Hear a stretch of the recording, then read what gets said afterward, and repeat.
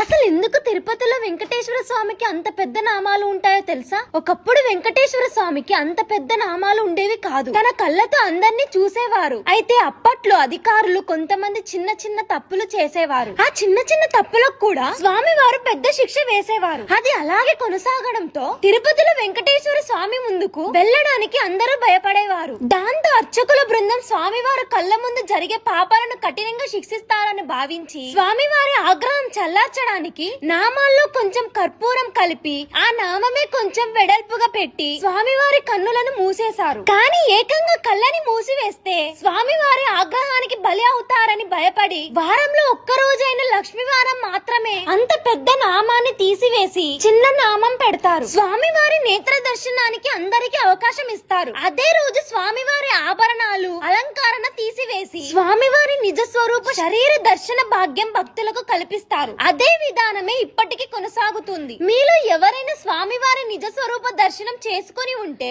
ఓం నమో వెంకటేశాయ అని కమెంట్ చేయండి. ఇంకా ఇలాంటి టెంపుల్ ఇన్ఫర్మేషన్ కోసం మా కొన్ని ఫాలో చేయండి. మీరు ఈ మంత్ తిరుపతికి వెళ్లే ప్లాన్ లో ఉంటే ఖచ్చితంగా